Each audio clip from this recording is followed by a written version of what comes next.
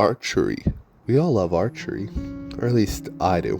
Green Arrow's always been one of my favorite superheroes, so I was like, you know what?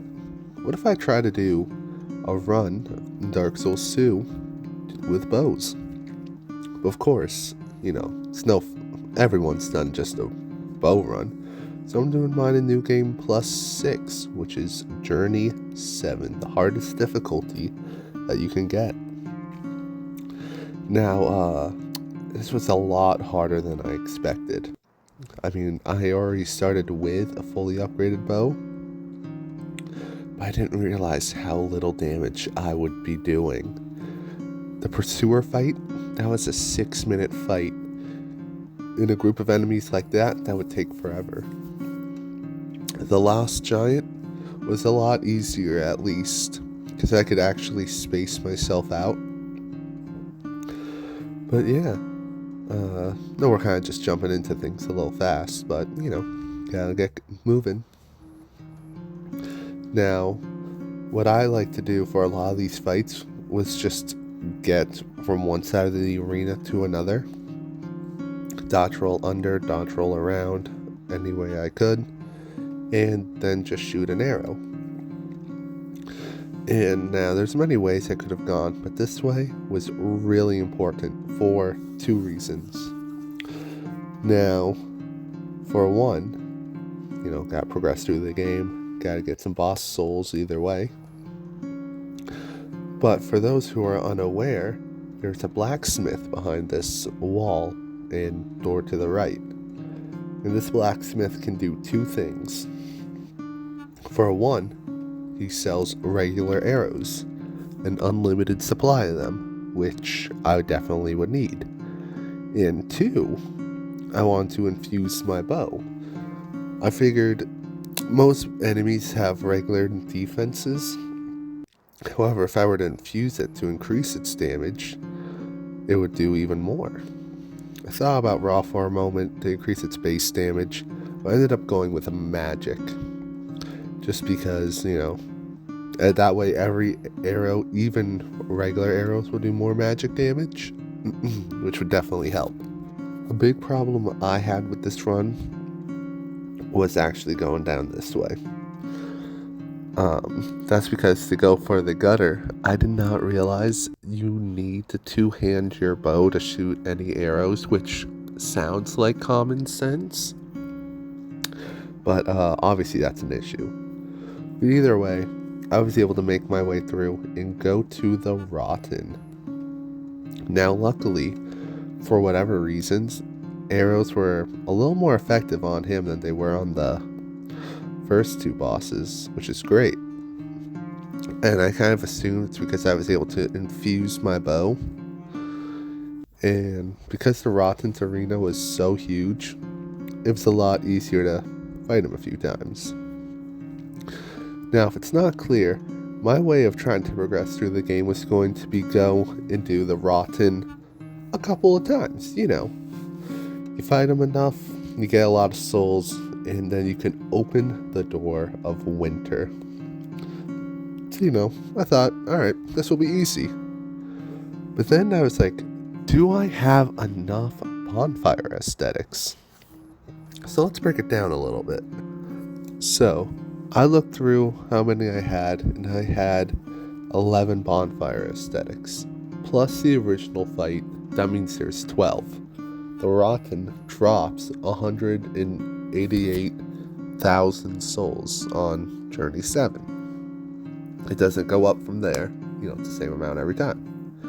So, if you multiply that times 12, we get 2,256, which, to open the doors of winter on every new game cycle, adds 1 million souls, which means I'm 4 million shy from the 7 million I'm gonna need. However, the Rotten also drops 2 souls. Alright, together they're worth 85,000. Times that by 12, and that's only still 1 million. So then I had to do Well, then at first I was like, oh crap, that means I have to go and defeat the 4 Lord Souls. Now this would be an issue. Unlike the Dragon Rider, the 4 Lords are actually very difficult. That's because, for example, the Lost Sinner gets 2 Pyromancers in their arena to help them out. And they're already difficult enough. The old Iron King, the Iron Keep, is already such a difficult area to get through. To fight him would be such a pain. Then there's the Duke's Dear Freya. Already discovered I can't hold a torch with my bow, which means I would have to fight all of their spiders. Plus them? I mean, that just does not sound like it's going to be fun. So I did a little bit more math. Everyone's favorite. So, okay. If I can't fight them 12 times, what about the Seldora set? And what about the Silver Serpent Ring? If I remember correctly from when I did the math, all those together, the full set of armor and the ring, would boost my souls by 50%. That would bring my 188 up to about, including all the souls and everything together, that'd be about 300,000 per run. And that means I would need to fight the Rotten 19 times about. And luckily, I knew where to grab a few bonfire aesthetics. So I just went and grabbed one and on my way to another. And while I do this boss run, I'm going to remind people, if you like this video, to subscribe. I actually have a small subscriber goal. If this video can get 10 subscribers, just 10, I'll do a Dark Souls 1 low percent run. Now what that means is I will grab as few items as possible in the game and try and beat it. So that means no extra armor, no extra rings, no upgrade material, nothing but what I need to beat the game. It's going to be quite the challenge, so subscribe if you don't want to miss it. And like I said, it'll only happen if this video gets 10 subscribers. So if you want to see it, share it with your friends. Have them subscribe. Now here we are to the Skeleton Lords. And I was a little nervous for this one. Just because they are a giant group fight. Now, when I took them down and the skeletons started popping up, I kind of realized this is a lot, maybe this fight in particular, was a little bit like Call of Duty Zombies. I mean, a lot of undead running at you. You got a long-ranged weapon. So I just started doing my strat I do in Zombies. Walk backwards, carry them along in certain paths, have them all in a line to just shoot down. Now, my bow is no machine gun, but you know, it works. So that's what I did for every single group. The armored ones were the most difficult because they shielded a lot more and were a lot more aggressive, which is why I saved them for last. The wheel ones were pretty easy because, I mean, it's just like 2 of them, you know. But yeah, once you know it, that was pretty good.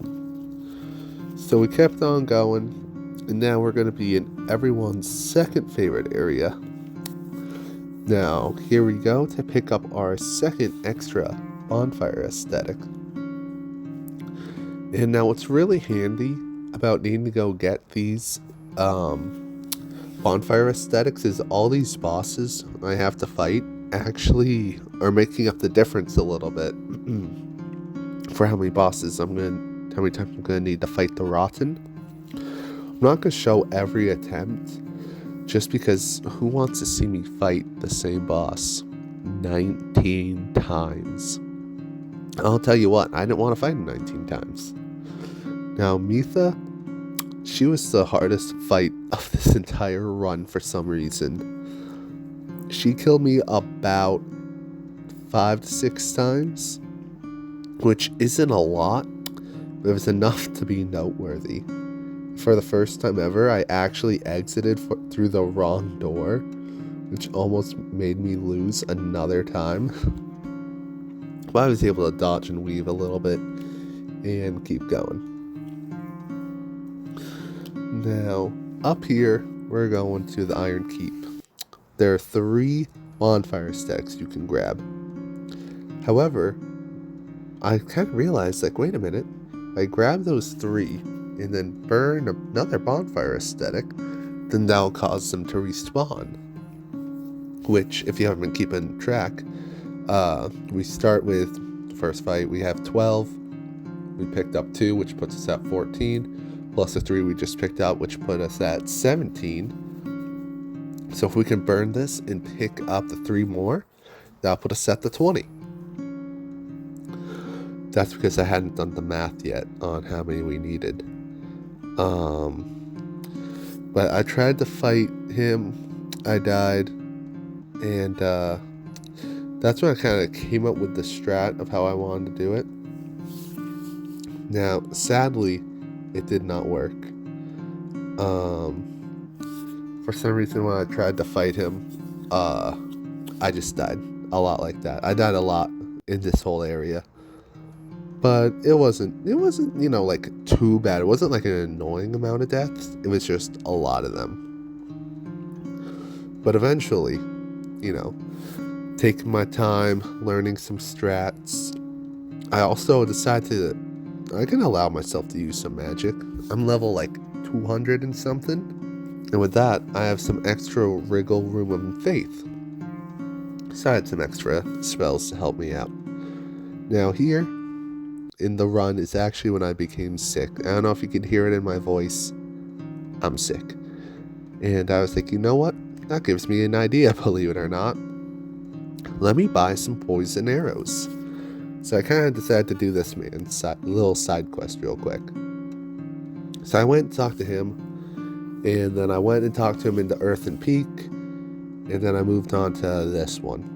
I have to fight her to get his 3rd location where he will sell infinite arrows, which is no issue really. I was able to get on her back and fight her a little bit.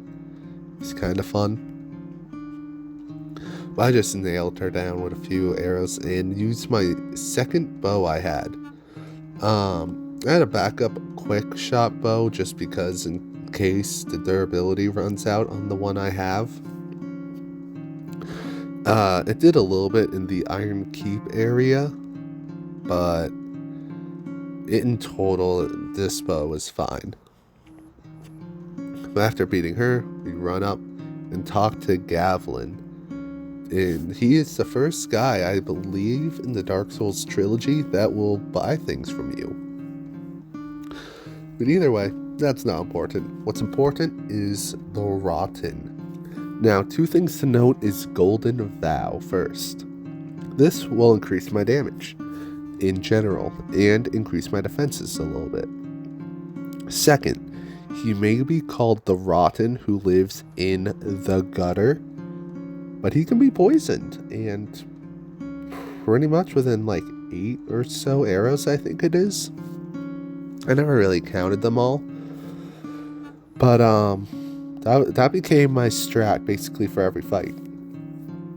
Now, poison does not scale up. It doesn't do any more damage in New Game 7 than it does in your first time through. However, I made sure to use it because it would save me on arrows.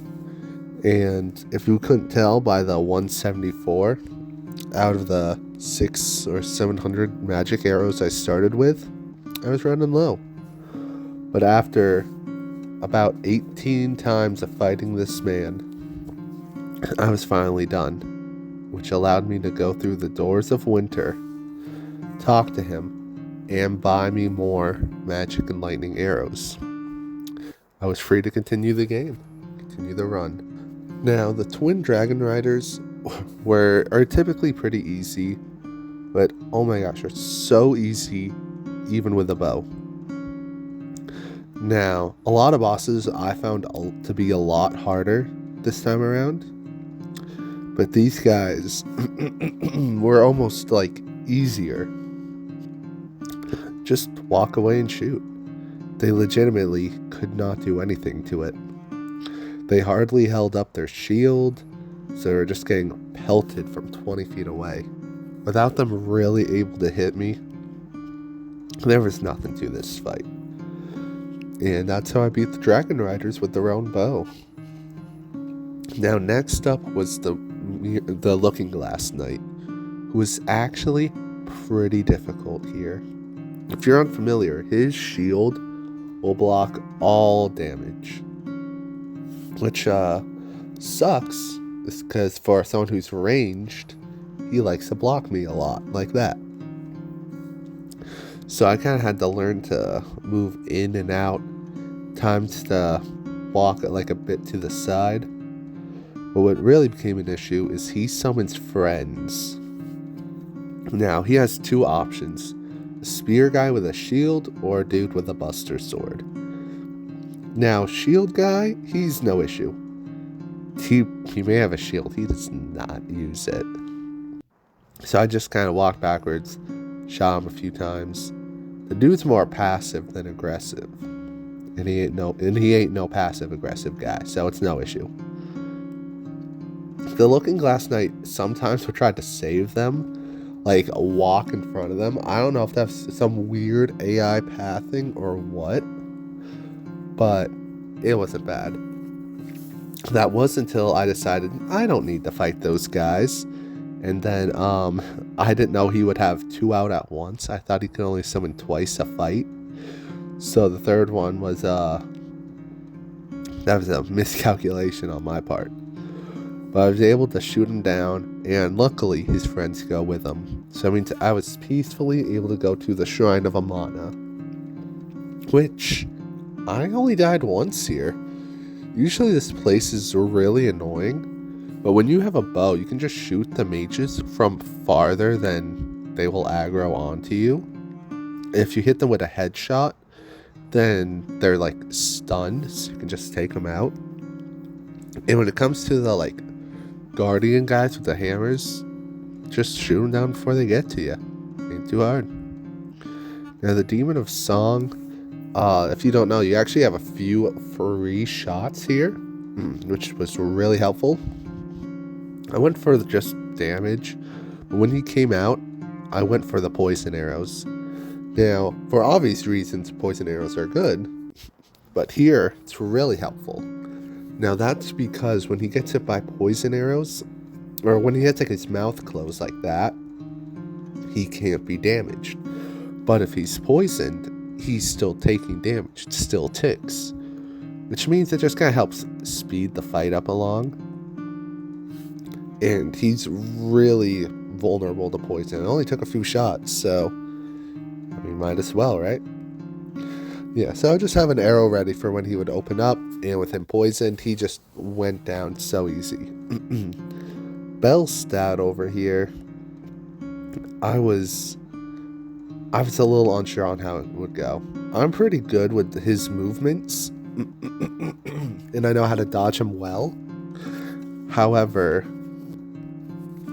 I was more worried about his second phase.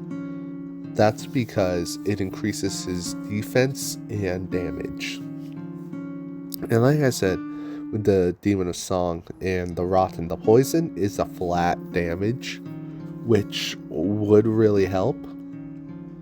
But I still gotta shoot him with regular arrows, which don't even do 200 damage. That's not that good.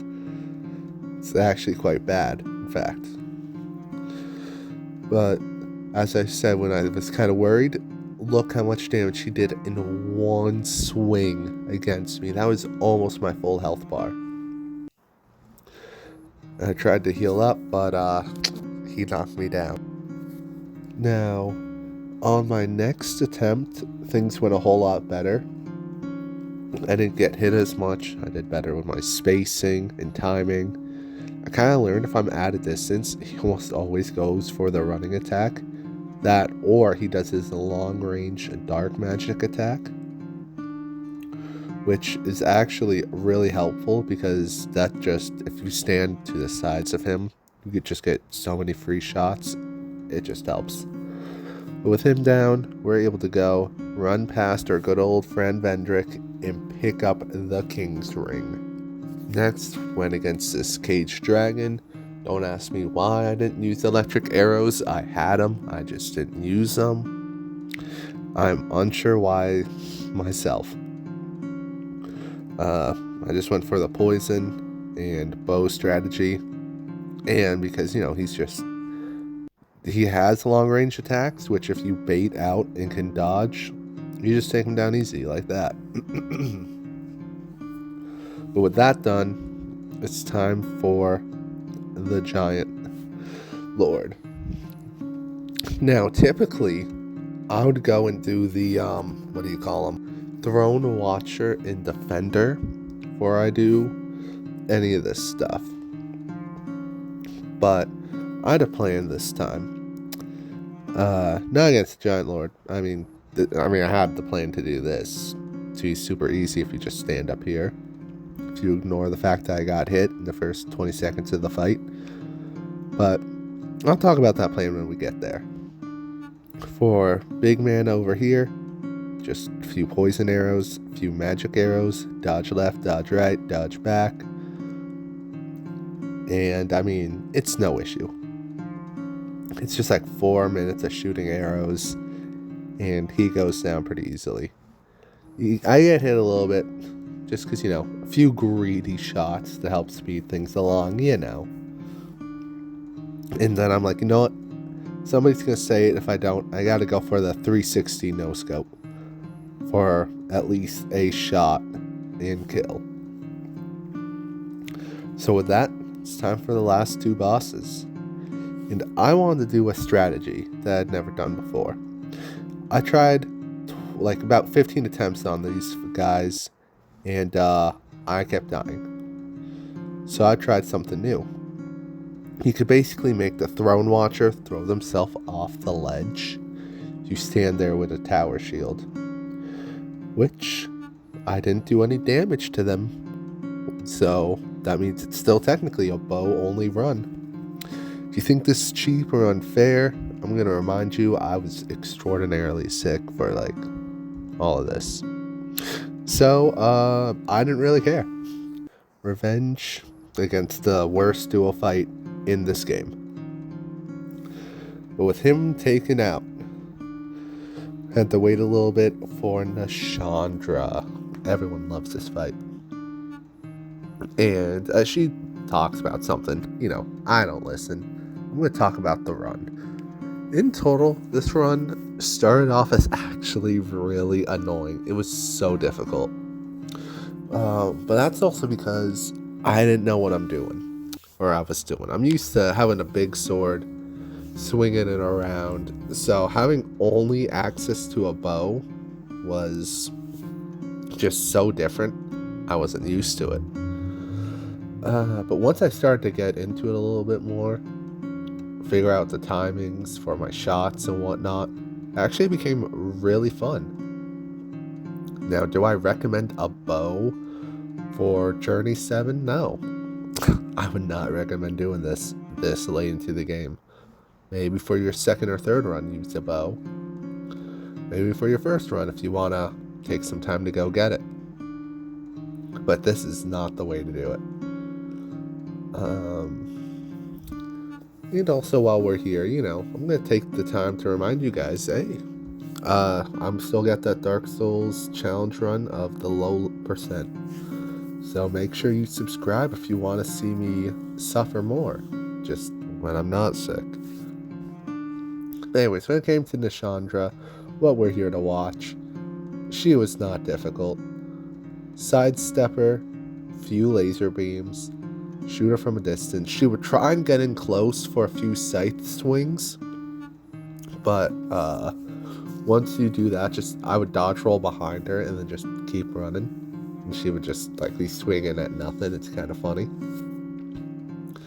And she really loved her sideways beam attack, which kind of sucked because that took a lot more dodge timing than just a up and down one, but it was fine. But then that was it. Nashandra down. The game is over. Thank you all for watching. Make sure you like, share, subscribe, typical YouTube stuff. You know how it goes. And if you've watched this far, tell me if you've ever done a bow run, and if so, if you enjoyed it.